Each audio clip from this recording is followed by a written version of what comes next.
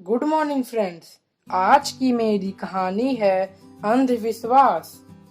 किसी गांव में मोहन नाम का एक आदमी रहता था।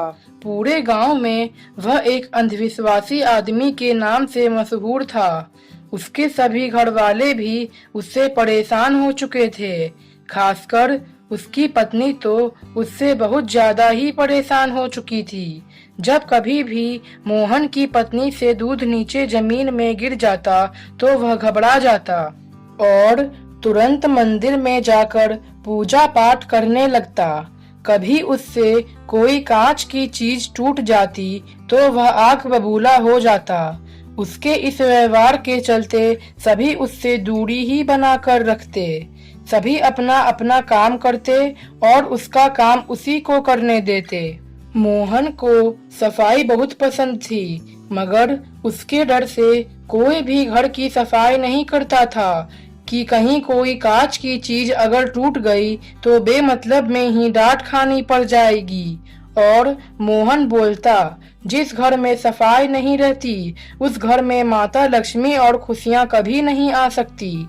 आखिर में मजबूरी में मोहन को एक काम वाली बाई रखनी पड़ी, मगर वह भी उसके अंधविश्वास के चलते वहां ज्यादा दिन न रह सकी। एक दिन उसके घर में चोरी हो गई।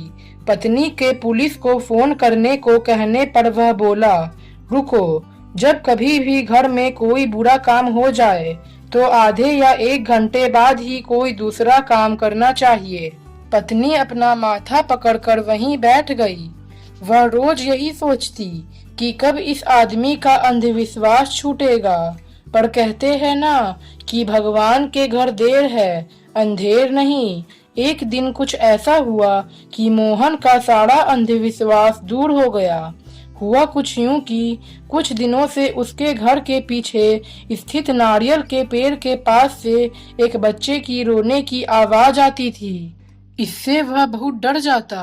उसकी पत्नी कहती कि चलो देख के आते हैं कि आखिर क्या है वहां पर, तो वह उसे डांट कर घर से बाहर निकलने ही नहीं देता। एक दिन वह एक तांत्रिक को अपने घर पर ले आया। तांत्रिक ने घर पर आते ही कहा कि इस घर पर और इसके आसपास काली शक्तियों का बसेरा है। अब तो मोहन और भी बुरी तरह डर गया। उसने डरते डरते बोला, बाबा अब क्या करे। बाबा ने कहा कि एक हवन करना पड़ेगा और इसमें 21,000 रुपयों का खर्चा होगा। उसके सभी घर वालों ने उसे बहुत रोका, पर वह नहीं माना और बाबा को पैसे दे दिए। और वही हुआ जो होना था। हवन होने के बाद भी आवाज आनी बंद नहीं हुई। एक दिन मोहन के घर के पास ही रहने वाला राजू, जो उन नारियल के पेड़ों से ही नारियल तोड़कर उन्हें बाजार में बेचता था, वह बहुत परेशान दिख रहा था। तो मोहन ने उससे उसकी परेशानी का कारण पूछा। राजू बोला, साहब मेरा मोबाइल नारियल के पेड़ों के पास ही कहीं गिर गया था, लेकिन काफी ढूंढने के बाद भी अभी तक नहीं मिला। मोहन बोला, अरे राजू वहाँ मत जाया कर, वहाँ काली शक्तियों का बसेरा है। वहाँ प्रतिदिन एक बच्चे की रोने की आवाज आती है। यह सुनकर राजू जोर जोर से हंसने लगा और बोला, क्या साहब आप भी कितने पागल हो। वह आवाज तो मेरे मोबाइल में से आती है। मैंने अपने मोबाइल में बच्चे के रोने की आवाज लगा रखी है।